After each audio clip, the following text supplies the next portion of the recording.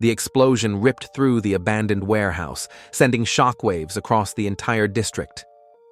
As debris rained down and smoke billowed into the night sky, Commander Jack Reynolds watched in horror, his world crumbling before his eyes. Thunder, his loyal Belgian Malinois, pressed against his leg, whimpering softly as if sensing the devastation that was about to engulf their lives. "They were inside," Jack whispered, his voice breaking. "My team was inside." The radio in his hand crackled with desperate calls for backup, but Jack knew it was too late.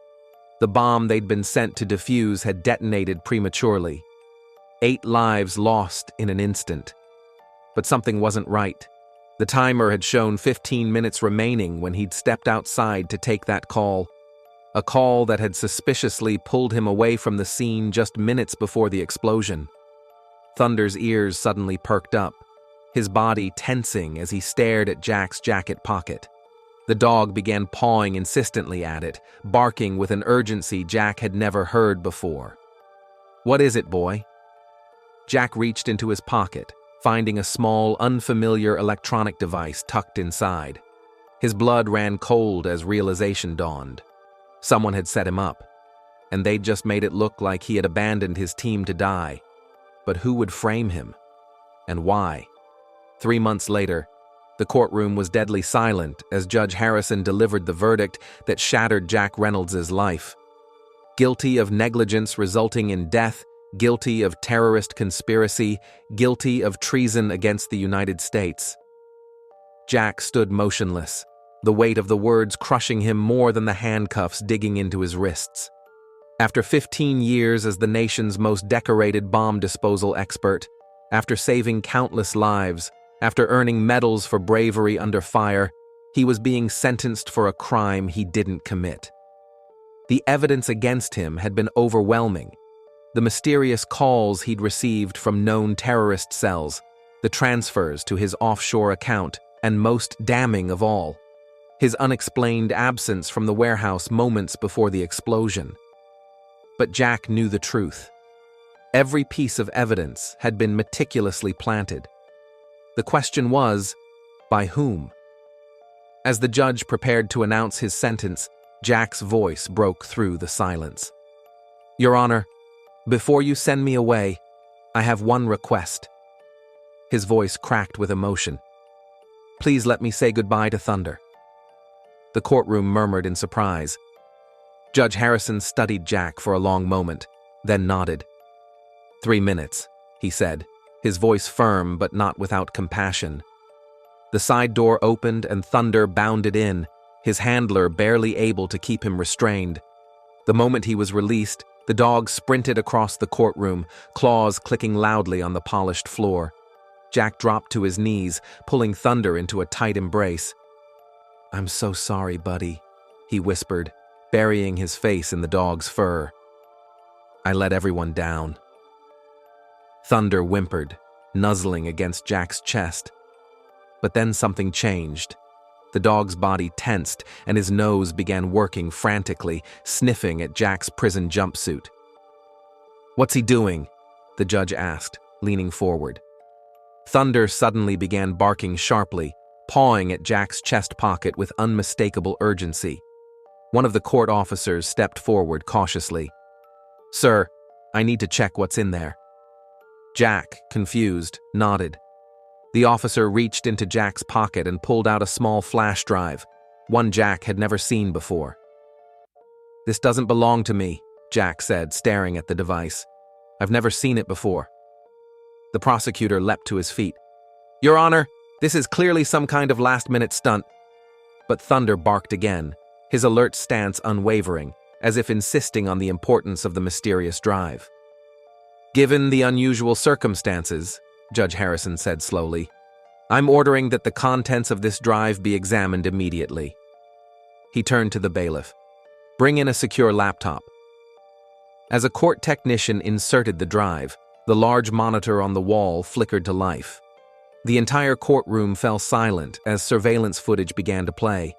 The video showed the interior of a nondescript office, where a man, Deputy Director Malcolm Hayes of Homeland Security, Jack's superior, was speaking to someone off camera. "Reynolds is the perfect scapegoat," Hayes said, his voice crystal clear in the recording. "His spotless record makes his fall from grace all the more spectacular. With him taking the blame for the attack, no one will look any deeper into the operation." Jack felt the blood drain from his face. Hayes, his mentor, the man who had recruited him 15 years ago, had set him up. "The evidence is planted," Hayes continued on screen. "The money transfers, the phone calls, all of it. When the warehouse explodes, everyone will be focused on Reynolds' betrayal, not on what was really inside that building." The courtroom erupted into chaos. The judge slammed his gavel repeatedly, demanding order. "Where did this come from?" he demanded, glaring at both the prosecution and defense. Jack stared at Thunder, who sat calmly beside him, tail wagging slightly. Somehow, his faithful partner had once again uncovered what no human could. "Your Honor," Jack's attorney said, rising to his feet, "in light of this new evidence, we move for an immediate dismissal of all charges against Commander Reynolds." The judge nodded grimly. "Motion granted. Commander Reynolds, you are free to go pending investigation of this new evidence." He turned to the prosecutor. "And I want Deputy Director Hayes brought in for questioning immediately." As the courtroom buzzed with excitement, Jack knelt again beside Thunder, his hands still shaking with disbelief.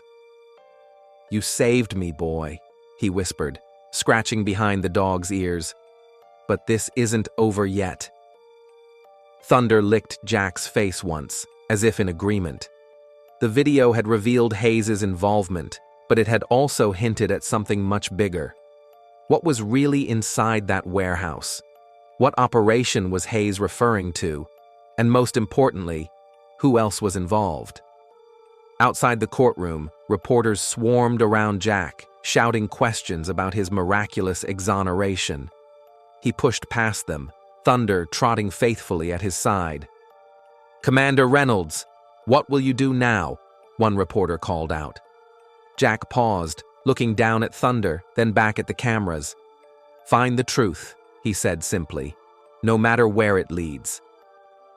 That night, in the small apartment provided by his attorney, Jack sat on the floor beside Thunder, his mind racing with questions. The dog sensed his unease, resting his head on Jack's lap as if to comfort him. "There's more to this, Thunder," Jack said softly. "Hayes couldn't have done this alone." Thunder's ears perked up at a sound Jack couldn't hear. A moment later, there was a soft knock at the door. Jack tensed, reaching for the weapon that was no longer there. He approached the door cautiously, Thunder at his heels. "Who is it?" he called. "Someone who knows the truth," came the reply. A woman's voice, low and urgent. Jack opened the door a crack to find a familiar face, Agent Samantha Chen, his former colleague from the bomb disposal unit. "Sam, what are you doing here?" She glanced nervously over her shoulder. "I don't have much time. They're watching me. But I couldn't let you go down for this." She handed him a thumb drive. "This contains coordinates to a storage facility outside the city. Whatever they were hiding in that warehouse, they moved it there before the explosion." "Who's they?" Jack asked, taking the drive. "I don't know how high this goes," Sam whispered. "But I do know Hayes answers to someone else. Someone powerful." She stepped back. "Be careful, Jack. Trust no one." Before he could ask more questions, she disappeared down the hallway. Jack closed the door, turning the thumb drive over in his hand. Thunder watched him intently, as if waiting for a decision. "What do you think, boy?" Jack asked. "Should we walk away? Let someone else fight this battle?" Thunder barked once, firmly, as if offended by the very suggestion. Jack smiled for the first time in months, scratching behind the dog's ears. "You're right. We've never backed down before." He inserted the drive into his laptop and began studying the information. "And we're not starting now." As dawn broke over the city, Jack and Thunder slipped out of the apartment. The storage facility was 20 miles outside town, in an industrial area rarely visited by anyone. "Stay alert," Jack whispered to Thunder as they approached the chain-link fence surrounding the facility. The dog's ears were forward, his body tense with anticipation. Using the access code from Sam's drive, Jack opened the gate and made his way to Unit 47. The padlock yielded to another code, and Jack slid the door open, Thunder at his side. Inside, stacked neatly against the walls, were dozens of wooden crates stamped with military designations. Jack approached one, prying it open with a crowbar he'd found nearby. His blood ran cold at what he saw inside. "Oh my God," he whispered. The crate contained advanced explosive devices, not ordinary bombs, but sophisticated weapons with technology he'd never seen before. According to the manifest attached to the lid, they were being prepared for deployment within the United States. "False flag operations," Jack murmured, the pieces falling into place. "They're planning attacks on our own soil." Thunder suddenly growled, the hair on his back rising. Jack turned to find himself facing the barrel of a gun. "I wondered if you'd find your way here," said Deputy Director Hayes, stepping out of the shadows. "You always were too smart for your own good, Reynolds." "Why, Hayes?" Jack demanded, carefully positioning himself in front of Thunder. "All those years of service, and you betray everything we stand for?" Hayes smiled coldly. "You still don't see the bigger picture. Sometimes, to protect a nation, you have to give it an enemy to fear. These attacks will unite the country, give us the political will to do what's necessary abroad." "By killing innocent Americans?" Jack asked in disgust. "Sacrifices for the greater good," Hayes replied. "And now you'll be one of them." He raised his gun. "A tragic end to your redemption story." The disgraced commander, turning to terrorism after his release. As Hayes's finger tightened on the trigger, Thunder launched forward with lightning speed, clamping his powerful jaws around Hayes's wrist. The gun clattered to the floor as Hayes screamed in pain. Jack didn't waste the opportunity. He lunged forward, tackling Hayes to the ground. The two men struggled fiercely, but Jack's years of military training gave him the advantage. "It's over, Hayes," Jack said, pinning his former mentor down. "You're going to tell me everything, who you're working with, what the targets are, all of it." Hayes laughed, blood trickling from his split lip. "You think I'm the mastermind? I'm just a soldier, following orders. Cut off one head, two more will take its place." Before Jack could respond, the sound of vehicles screeching to a halt outside caught his attention. Through the open door, he could see black SUVs surrounding the facility, armed men pouring out. "Back up?" Jack asked, tightening his grip on Hayes. "Not mine," Hayes replied, suddenly looking fearful. "They're here to clean up loose ends, me included." Jack's mind raced. He was outnumbered and outgunned, but he had one advantage: Thunder. "We need to move," he told Hayes, pulling him to his feet. "And you're coming with us!" "They'll kill us all," Hayes protested. "Not if we reach the media first," Jack said, grabbing one of the smaller devices and its documentation as evidence. "Thunder, find exit."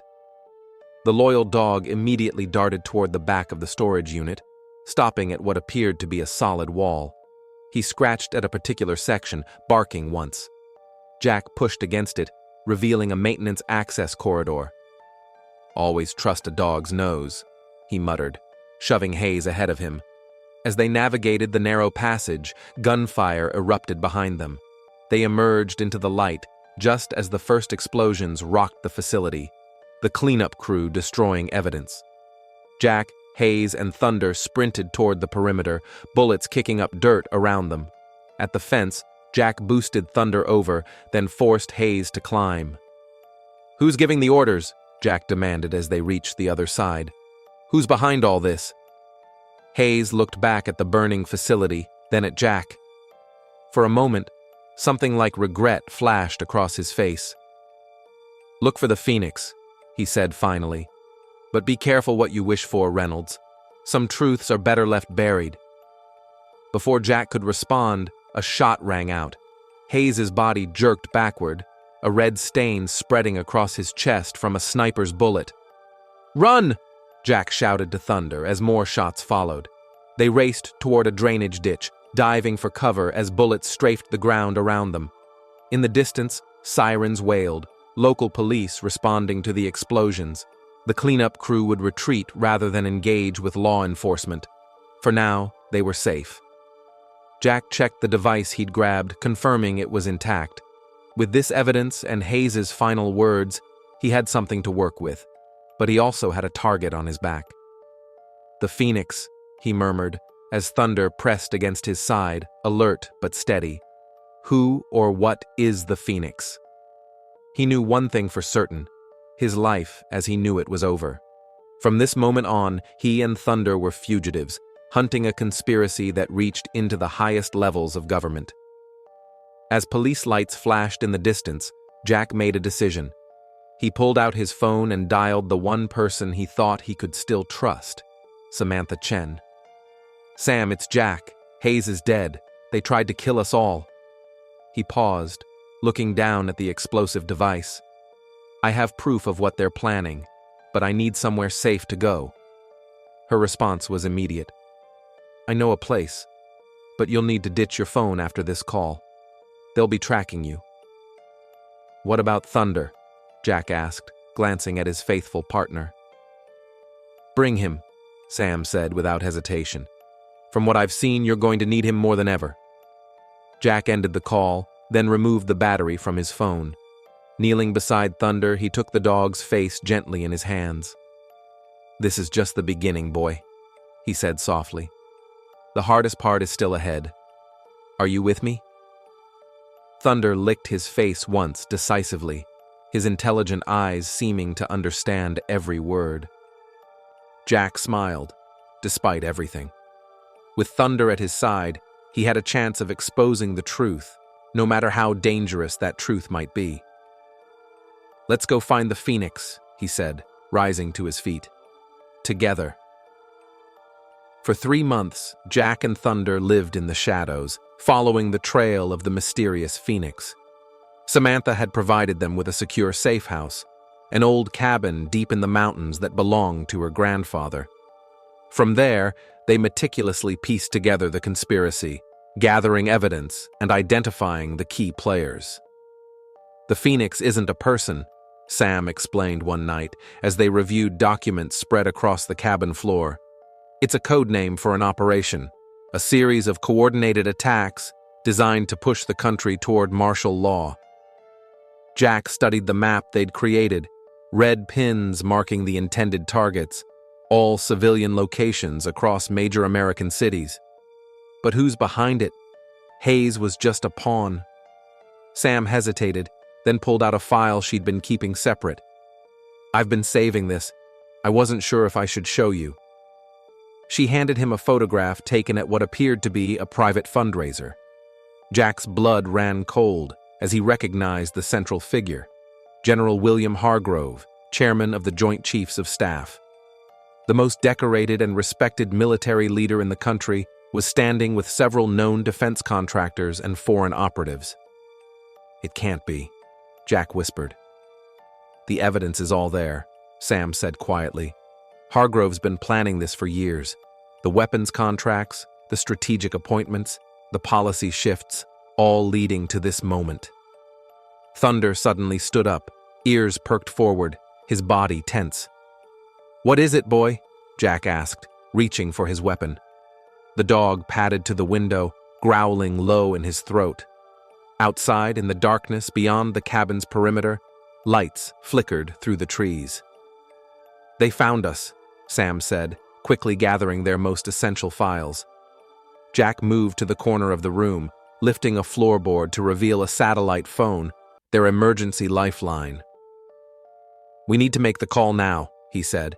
"We won't get another chance." Sam nodded. "Who can we trust?" Jack punched in a number. "There's only one person with enough authority and integrity to stop this." The phone rang 3 times before a woman's voice answered. "This is Director Adkins." "Director, This is Commander Jack Reynolds. I need 3 minutes of your time. It's about Phoenix. A pause. I'm listening. I'm sending you coordinates. In 1 hour, I need a FBI tactical team and only people you personally trust. This goes to the highest levels. Reynolds, you're a wanted man. Why should I believe you? Because in the next 48 hours, 5 American cities will be attacked by what will appear to be foreign terrorists. Except they won't be foreign. Check your secure server. Access code Sierra Echo 973. The evidence is all there. The sounds of vehicles approaching grew louder.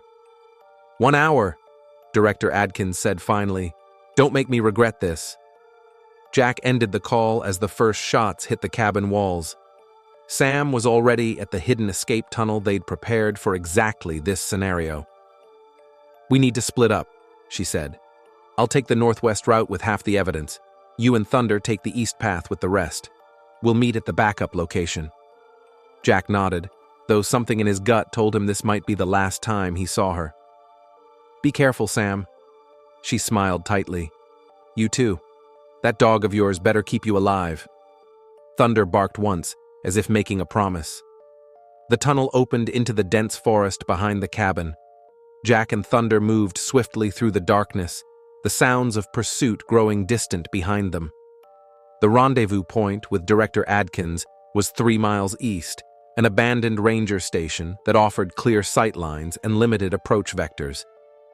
We just need to hold out for 40 minutes, Jack told Thunder as they ran. Think we can make it? The dog pressed forward, leading the way with confidence. They reached the ranger station with 30 minutes to spare, securing the perimeter and preparing their evidence.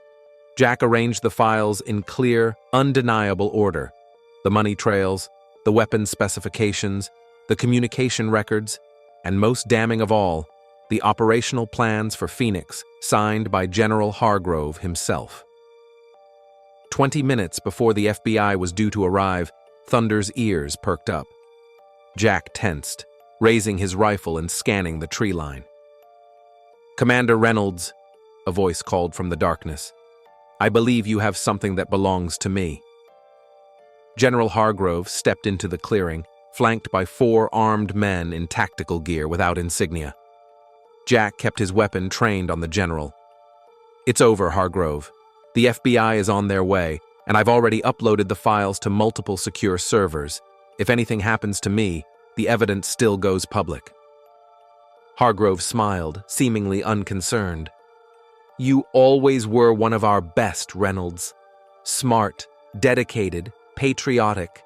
That's why I'm offering you a chance to reconsider. Reconsider what? Helping you kill American citizens to start a war? To help us restore America's strength, Hargrove corrected. The world respects power, Commander. Nothing else. We've grown soft, complacent. Phoenix will change that. From its ashes, a stronger nation will rise. At what cost? Jack demanded. Freedom always comes at a price, Hargrove said calmly. Join us, and you'll be hailed as a hero in the new order. Oppose us, and you won't live to see the dawn. Thunder growled, sensing the tension. The dog's eyes never left the general. Jack shook his head. You forgot what we're fighting for, what the uniform stands for. We protect people, not sacrifice them for some twisted ideology. Hargrove sighed. That's disappointing, but not unexpected. He nodded to his men. Take him out. And the dog, too. As the men raised their weapons, Thunder suddenly bolted forward with lightning speed. Jack dropped to one knee, firing at the 2 men on the left, while Thunder tackled the operator on the right. The clearing erupted in gunfire. Jack felt a burning pain in his shoulder as a bullet found its mark, but he kept firing, dropping a second attacker. Thunder had the third pinned, the man screaming as the powerful dog's jaws clamped around his arm. Hargrove drew his sidearm, aiming at Jack. You could have been part of history, he said coldly. Before he could pull the trigger, the distinctive thump-thump of helicopter rotors filled the air. Searchlights suddenly flooded the clearing as 3 FBI choppers descended, agents rappelling down with weapons drawn. FBI, drop your weapons, a voice boomed over a loudspeaker. Hargrove looked up, momentarily distracted. It was all the opening Jack needed. He lunged forward, tackling the general to the ground. They struggled fiercely, Hargrove's military training making him a formidable opponent despite his age. "It's over," Jack grunted, pinning Hargrove's gun hand. "It will never be over," Hargrove spat back. "There are others, people you'll never find who believe in the cause. Phoenix will rise again." Jack slammed Hargrove's wrist against the ground, forcing him to drop the weapon. "Maybe, but not today, and not with you leading it." FBI agents swarmed the clearing, securing Hargrove and his remaining men. Director Adkins herself approached Jack, her expression stern, but her eyes reflecting grudging respect. "Commander Reynolds," she said, offering a hand to help him up. "Your evidence better be as good as you claimed." Jack nodded toward the ranger station. "It's all in there. Names, dates, plans, everything you need to stop Phoenix and everyone involved." Adkins signaled to her agents, who moved quickly to secure the files. "You realize you'll have to stand trial for escaping custody," she said to Jack. "I know," he replied, "but it was worth it." Thunder trotted over, pressing against Jack's leg. The dog was unharmed, and his alert posture had softened now that the threat was contained. "Impressive animal," Adkins commented, watching Thunder. "He's the one who found the original recording that exonerated you, right?" Jack ruffled Thunder's fur affectionately. "He's saved my life more times than I can count." "Well," Adkins said, checking her watch, "we have exactly 2 hours to prevent attacks in 5 major cities. After that, we can discuss your future." She hesitated, then added, "including a possible reinstatement."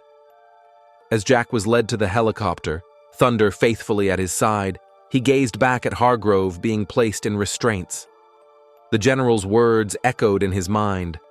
Phoenix will rise again. Perhaps. But for now, the immediate threat was neutralized. The evidence would expose dozens of conspirators throughout the military and government. Most importantly, innocent lives would be saved. 6 months later, the ceremony was small and private, just how Jack preferred it. In the Pentagon's central courtyard, Director Adkins pinned the Presidential Medal of Freedom to his uniform, as Thunder sat obediently at his side, also sporting a special commendation medal on his collar. "For extraordinary heroism and unwavering dedication to the principles this nation was founded upon," Adkins recited, "Commander Jack Reynolds is hereby reinstated to active duty with full honors and appointed to lead our new Domestic Terrorism Prevention Task Force." After the formal ceremony, Jack knelt beside Thunder, scratching behind the dog's ears. "We did it, boy," he said softly. "Against all odds." The trials had been extensive and highly classified. General Hargrove and 37 co-conspirators were convicted of treason. The planned attacks had been prevented. The weapons seized. Justice, for the most part, had been served. But Jack wasn't naive. He knew there were still those who had escaped detection, who harbored the same dangerous ideologies. The fight wasn't over. "Commander," Sam called, approaching with a tablet in hand. She had been appointed his second-in-command on the new task force. "We just received intelligence on a potential Phoenix splinter cell operating out of Seattle." Jack stood, straightening his uniform. "Looks like our work isn't done yet."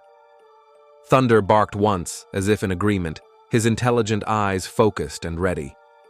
"No," Jack said, smiling down at his faithful partner. "Our work is just beginning." As they walked toward the Pentagon's main building, Jack felt a sense of purpose he hadn't experienced since before his arrest. The path ahead would be challenging, dangerous even, but he wasn't facing it alone. With Thunder at his side and the truth as his compass, he was ready for whatever came next. The Phoenix conspiracy had been stopped for now, but Jack knew the battle to protect the principles he believed in would never truly end. And that was okay, because as long as there were threats to innocent lives, he and Thunder would be there to face them, partners, protectors, and above all, faithful servants to the truth. What an incredible journey. Thank you for joining us for this thrilling story of loyalty, courage, and justice.